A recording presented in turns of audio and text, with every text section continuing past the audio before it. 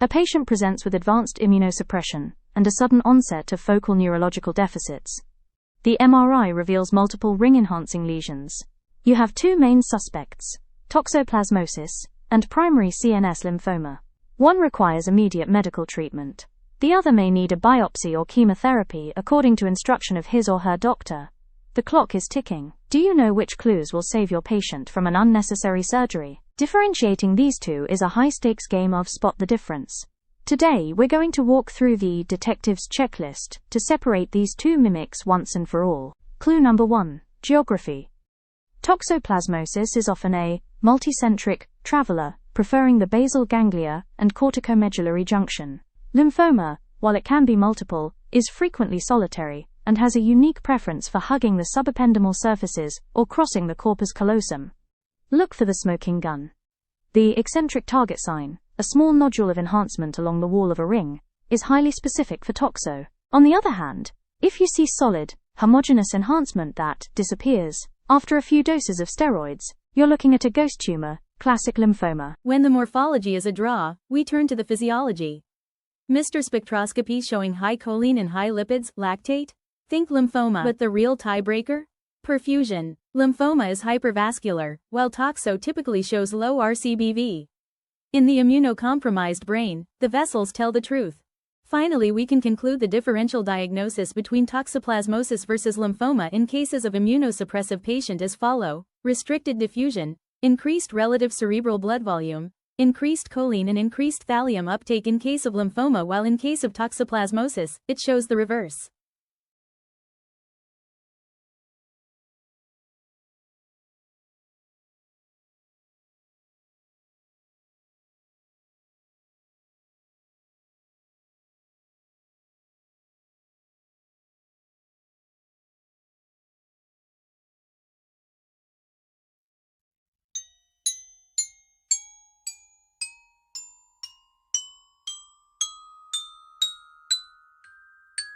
It's 2 a.m. You've just finished a long list when the pings you. A 45-year-old patient, severe generalized abdominal pain, guarding, and a high white cell count. The clinical question? Just 2 words.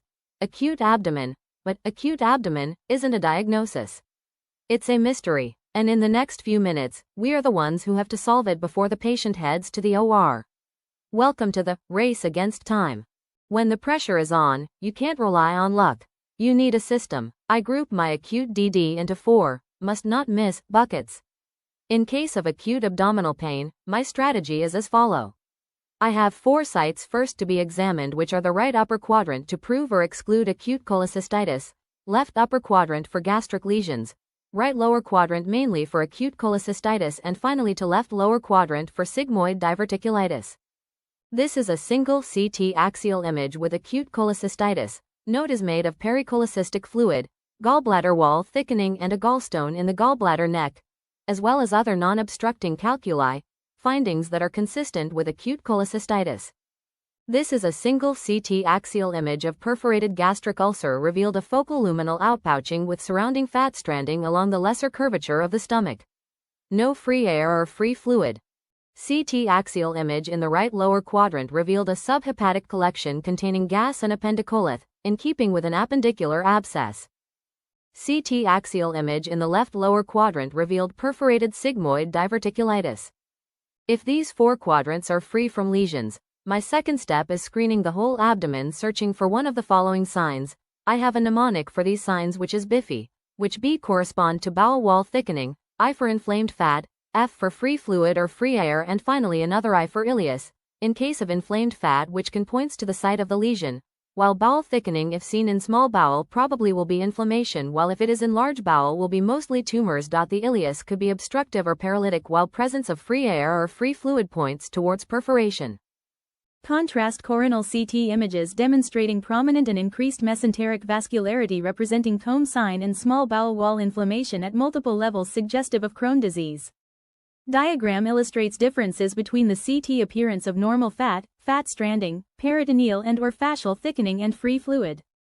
This smart art divides the ileus into 2 types. The first one is obstructive, which could be diagnosed by presence of parts of bowel dilated and the other parts are not dilated, as in volvulus, while the second one is paralytic type, which shows dilatation of all bowels as in peritonitis. On CT there is evidence of an encapsulated fluid causing subacute bowel obstruction.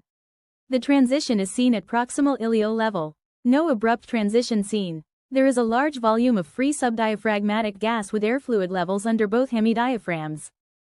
Here's my pro tip. For the night, always look at the lung bases on an abdominal cort. I've seen residents spend 20 minutes hunting for an abdominal cause of pain, only to realize the patient has a massive lower lobe pneumonia. The acute abdomen can sometimes hide outside the abdomen. Mastering the DD of the acute abdomen is about speed and system. If you want to dive deeper into these specific cases, check out my Radiology Know-How playlist. Don't forget to subscribe to help us grow our AI radiology community. I'm Dr. Mohammed El Masri, and I'll see you on the next shift.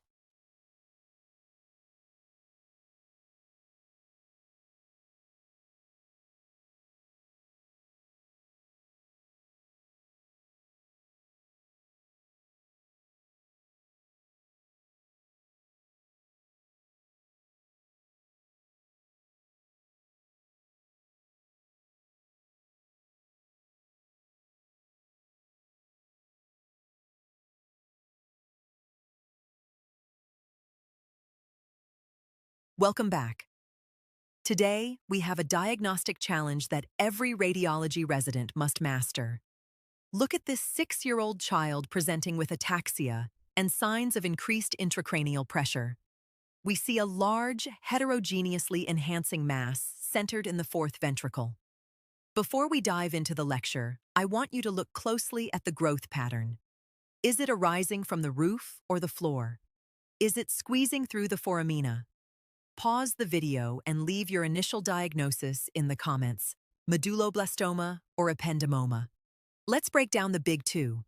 While both occur in the fourth ventricle, their personalities on imaging are very different. Location.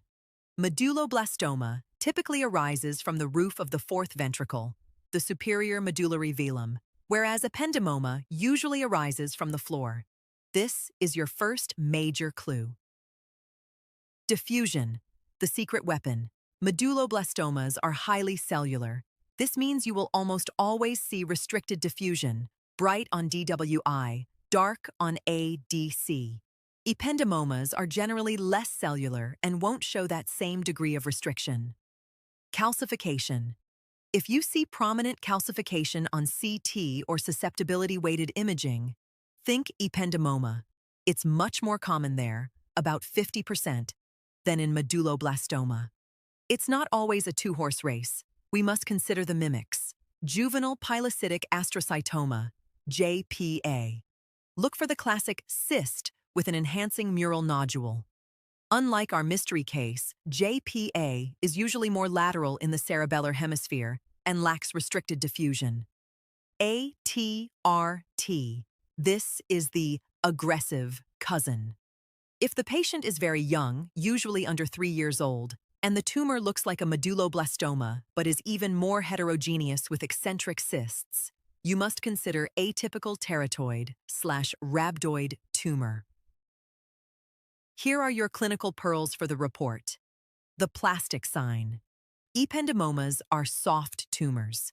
They don't just grow, they mold and squeeze through the foramina of Luschka and Magendie. If you see tumor extending into the cerebellopontine angle, it's almost certainly an ependymoma. Surgical planning. Always tell your neurosurgeon if the tumor is attached to the floor of the fourth ventricle. That's where the cranial nerve nuclei sit, making total resection much more dangerous. The spine.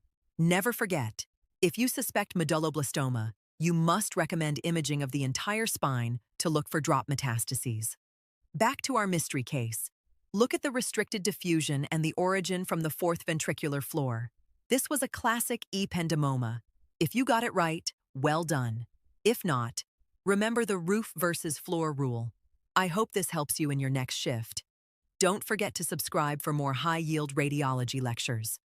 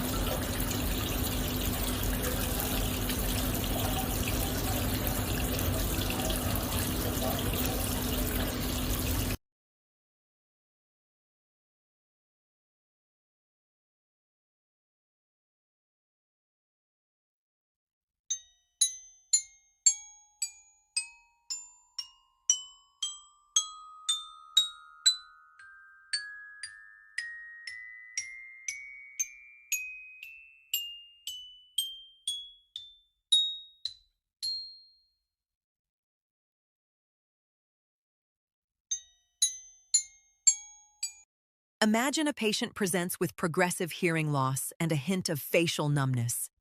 You look at the scan, and there it is, a mass in the cerebellopontine angle. It looks like a classic vestibular schwannoma, right? But what if the internal auditory canal is normal? What if it's a diagnostic ghost hiding a more aggressive pathology? Today, we aren't just looking at scans. We're solving the case of the silent angle. The clues is vestibular schwannoma versus meningioma. Story is walk through the most common suspect. Key teaching points: focus on the ice cream cone sign versus the dural tail. Show the widening of the internal auditory canal, IAC, as the smoking gun for schwannoma. Clinical pearl: mention that schwannomas usually center on the internal auditory canal, while meningiomas are often eccentric. The plot twist: the epidermoid, wolf in sheep's clothing.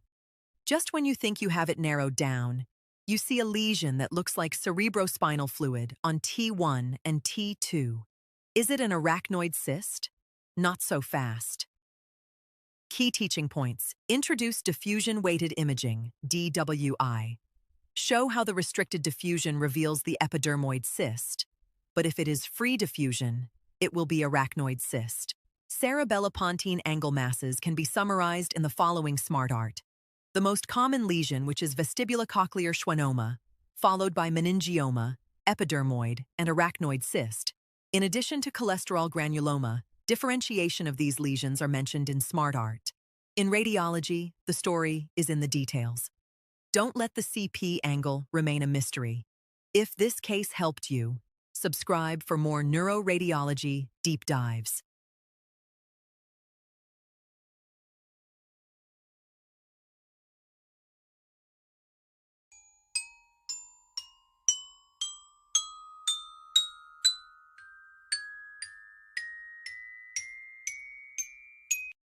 In this image in front of you, it shows evidence of ring-enhanced brain lesion. Is it a high-grade glioma, a metastasis, or an abscess? This is one of the most common dilemmas in neuroradiology. Today, we use magnetic resonance spectroscopy to find the definitive answer. Glioblastoma and the peritumoral zone. Key point: high choline, low Na plus due to infiltrative edema. The secret is in the voxel placement. In GBM, the choline peak remains elevated even in the peritumoral edema because the tumor is infiltrative. Metastasis, the vasogenic difference. Key point: high choline in the core, but normal spectra in the edema. Unlike GBM, metastatic edema is vasogenic. If you see normal spectroscopy outside the enhancement and inside surrounding edema. Think metastasis. Infection, the signature peaks. Key point: amino acid peaks at 0.9 ppm. Abscesses have a unique chemical signature. Look for valine and leucine peaks at 0.9 ppm. If you see these, it's an infection, not a tumor. Normal peaks of metabolites. Lipids resonates at 1.3 ppm. Lactate resonates at 1.33 ppm. Alanine resonates at 1.48 ppm. N-acetylaspartate, Na resonates at 2.0 ppm. Glutamine glutamate resonates at 2.2 to 2.4 ppm. GABA resonates at 2.2 to 2.4 ppm. 2-hydroxyglutaraate resonates at 2.25 ppm 6. Citrate resonates 2.6 ppm. Creatine resonates at 3.0 ppm. Choline resonates at 3.2 ppm. Myoinositol resonates at 3.5 ppm and 4.06 ppm. Water resonates at 4.7 ppm. When you are facing with a ring-enhanced brain lesion, the MR spectroscopy can differentiate between lesions as follow. In case of glioblastoma, there is high choline, low acetyl aspartate and infiltrative edema. In case of metastases, there is abnormal high choline in the core with normal spectra in the surrounding edema. While in case of abscess, there is high lipid, lactate and amino acids with low choline. Which of these cases do you find most difficult in your daily practice? Drop a comment below.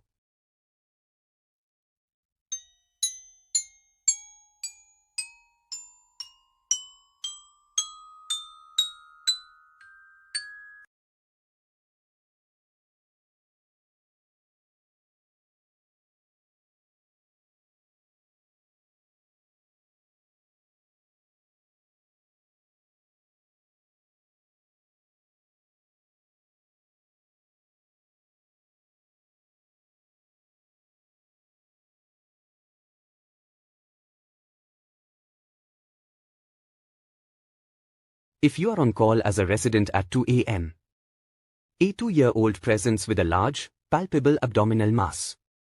You open the CT, and you see a massive, heterogeneously enhancing lesion. Your report will decide the next step: surgery, biopsy, or immediate oncology referral. Making the wrong call here changes everything. Is it a neuroblastoma, or is it a Wilms tumor? Today, we are going to make that choice simple. The first question you must ask is, where did this start? Wilms tumor is a renal tumor. It arises from the kidney parenchyma. Look for the claw sign. This is the thin rim of normal renal tissue that appears to claw around the edges of the tumor, arrow. If you see the claw, you are looking at Wilms. Neuroblastoma, however, usually arises from the adrenal gland. It's an extrarenal mass that displaces the kidney downward and outward. If the kidney is intact but pushed away, think neuroblastoma. Growth patterns: encasement versus displacement. Now, look at the vessels. This is the master key for residents. Neuroblastoma is a stealth grower. It is infiltrative. It likes to encase the aorta and the SMA, wrapping around them without necessarily narrowing the lumen. It crosses the midline frequently. Wilms tumor is an expansive grower. It acts like a giant balloon. It pushes the vessels, the liver, and the bowel out of its way. If you see the aorta pushed to the opposite side but not surrounded, that points toward Wilms. This smart art revealed the growth pattern in case of neuroblastoma, where it encased the aorta and/or superior mesenteric artery without necessary lumen narrowing. While in case of Wilms tumor acts as giant balloon, if you see the aorta is pushed to the opposite side but not surrounded, that points toward Wilms. Don't forget the calcifications. On CT, neuroblastoma is calcified in up to 90% of cases. We are talking about coarse, stippled, or cloud-like calcifications. In Wilms tumor, calcification is much rarer, occurring in only about 10 to 15% of cases. If it's heavily calcified, it's a neuroblastoma until proven otherwise. Let's summarize your reading room checklist. 1. Origin. Intrarenal with a claw sign. Wilms. Extrarenal. Neuroblastoma. 2. Vessels. Encasement and crossing the midline. Neuroblastoma. Displacement. Wilms. 3. Calcification, present and coarse. Neuroblastoma. 4. Age, both peak around age 2 to 3. But neuroblastoma can appear much earlier in infants. Remember, catching these signs early is what separates a good radiologist from a great one. If you found this differential helpful, check out my other lecture on ganglioneuroma versus ganglioneuroblastoma to complete your pediatric oncology knowledge. What's the most challenging pediatric mass you've seen lately? Let's discuss it in the comments. I'm Dr. Mohammad El-Masri, and I'll see you in the next reading.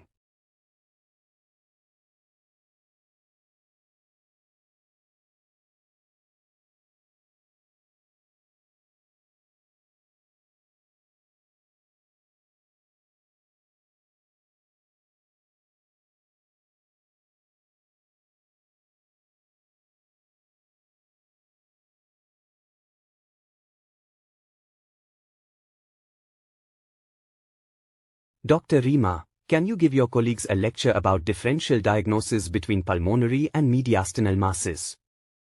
Be ready for this, tomorrow morning at 8 a.m. Hi colleagues, with you in this lecture Dr. Rima.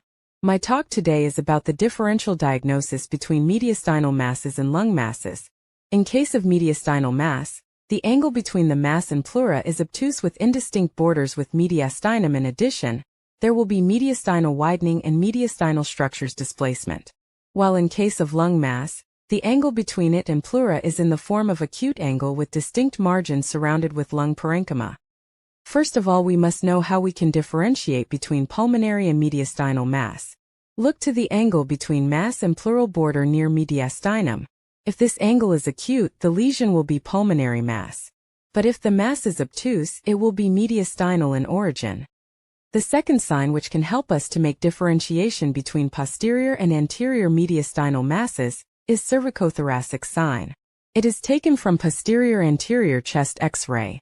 Look to the area above the clavicle. If the mass is reaching above the clavicle, it will be of posterior mediastinal origin, but if it does not reach above clavicle, it will be anterior mediastinal mass. Another sign we can use it to differentiate between mediastinal compartment, which is hilar overlay sign. Look to vessels inside the mass. Is it seen or not? If it is visible, it will be anterior or posterior mass. But if it is not visible, it will be in the middle mediastinal space. Now we will discuss the differential diagnosis of different mediastinal masses. Let us first make that for anterior mediastinum, where we have 4 differential diagnoses including thyroid masses, thymoma masses, teratoma, and terrible lymphoma. In case of middle mediastinal masses, it could be bronchogenic cyst, hiatus hernia, enlarged lymph nodes, or vascular, which could be from aorta as aneurysm or dissection, or it could be from pulmonary artery as in case of aneurysm or embolism. Lastly, the posterior mediastinal masses, which are neurogenic tumors, paraspinal abscess, extramedullary hematopoiesis, or paravertebral masses. Do not forget the main sign for differentiation, which is CT density. If the density is fat, diagnosis is teratoma, while if it is fluid, diagnosis is cyst. Finally, if it is soft tissue enhancement, it will be lymphoma or thymoma.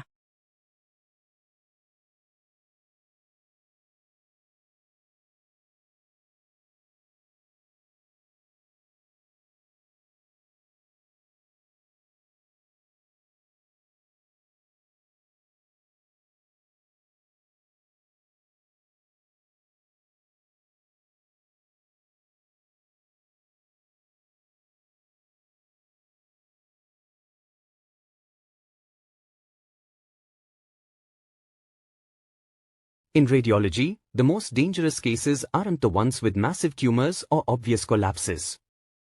The most dangerous cases are the ghosts, pathologies that are present on the screen, but invisible to the untrained eye. Today, we are hunting the most elusive ghost of all, the early interstitial pattern. Look at this scan. To a junior resident, it looks more or less clear. But the patient has exertional dyspnea and a dry cough. The ghost is here, hiding in the periphery. We call it hidden because it doesn't shout, it whispers. It mimics the normal texture of the lung until it's too late. The investigation, the 3 clues. To catch this ghost, we need 3 specific clues. The faint veil, early ground glass, it's not a solid opacity. It's like looking through a thin fog. If you can still see the vessels through it, the ghost is just starting to manifest. Is it diffuse? Or is it basal and subpleural? That distinction is your first fingerprint. The spider web, fine reticulation, look at the very edges of the pleura. Are those lines normal, or is the ghost starting to weave its net? Fine reticulation is the skeleton of the ghost appearing. The traction trick, check the bronchi. Are they slightly dilated in an area that looks, mostly, normal? That traction bronchiectasis is the ghost pulling on the lung structure, even before the fibrosis is obvious. The reveal, the diagnosis. Once you find these clues, the ghost takes a name. If it's basal and subpleural, it's usual interstitial pneumonia. If it's peribronchovascular, it's non-specific interstitial pneumonia.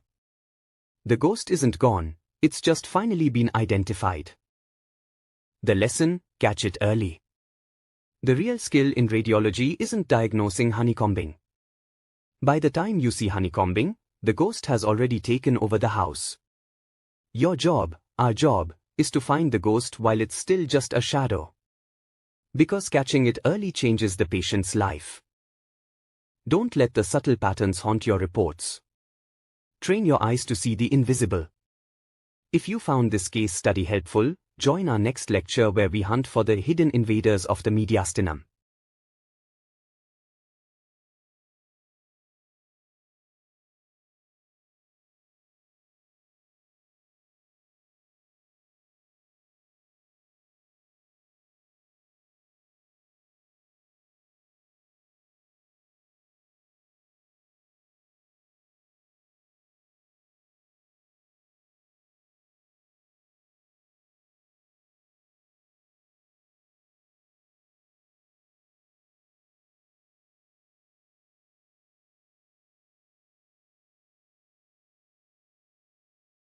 Hello everybody. As we are discussing today interstitial lung disease, we should know a very important rules which are: never ever you will see an isolated diffuse lung disease of one pattern. Almost all cases will be demonstrated by one or two types of diffuse patterns such as reticular pattern with cystic or ground glass pattern. Always look to the dominant pattern in your case and use it for diagnosis. Diffuse parenchymal lung diseases could be classified into four groups. Ground glass pattern, which characterized by veiling opacity with visualization of underlying vessels. Second type is reticular pattern, which shows fine reticular shadows. The third one is nodular pattern, in which nodules are less than 1 centimeter and uncountable. Finally, cystic pattern, which is formed from multiple uncountable cysts. Causes of reticular patterns: interstitial pulmonary edema, collagen vascular diseases, drug-induced lung diseases, irradiation-induced lung diseases, and interstitial pneumonia with pneumonic and U, where A for acute interstitial edema, N for non-specific interstitial edema, D for desquamative interstitial edema, and lastly U for usual interstitial edema. When you are facing a case of reticular pattern, try first to exclude interstitial edema by looking to the heart to prove no cardiac enlargement, if enlargement is not seen. Review symptoms and signs of the following: interstitial pneumonia, collage vascular disease, history of drug intake, history of irradiation exposure. If not, go directly to idiopathic pulmonary fibrosis. In case of ground glass pattern causes, it could be due alveolar edema as in case of congestive heart failure, due to pus as in case of pneumonia, due to blood as in case of trauma or hemorrhagic disorders, or living cells as in malignant neoplasm, or finally due to dead cells due infarction. Causes of diffuse interstitial nodular patterns, which are tuberculosis, sarcoid, pneumoconiosis, alveolar cell carcinoma, and finally metastases, especially from thyroid or breast. Now we will talk about causes of bilateral miliary nodules plus multiple mediastinal lymph nodes. Simply look to the shape of lymph nodes. If it's homogeneous with bulky and amalgamated appearance, it will be lymphoma, but if it is homogeneous with bilateral and discrete shape, it will be due to sarcoid. If it is necrotic, it will be metastatic or tuberculosis. If it is calcified, it will be pneumoconiosis. In case of diffuse cystic pattern, mnemonic HELLPCT is used to remember causes of this pattern, which are: H correspond to histiocytosis, E for emphysema, L for lymphangiomyomatosis, second L for lymphocytic interstitial pneumonia, P for pneumocystic carinary pneumonia, while C is for cystic bronchiectasis, and finally T for tuberous sclerosis. To determine the causes of diffuse cystic pattern, look to the cyst if they have wall or not. If they are cysts without walls, it will be centrilobular emphysema. But if they have walls, look to the size of cysts. If they are equal in size and diffuse in distribution in man, diagnosis is tuberous sclerosis, while if it is in female, diagnosis is lymphangiomyomatosis. If cysts are unequal in sizes with sparing of bases, diagnosis is histiocytosis. While if they are unequal in sizes with affection of bases, plus bilateral ground glass patterns, diagnosis is lymphocytic interstitial pneumonia. If they are unequal in sizes with traction bronchiectasis, diagnosis is cystic bronchiectasis.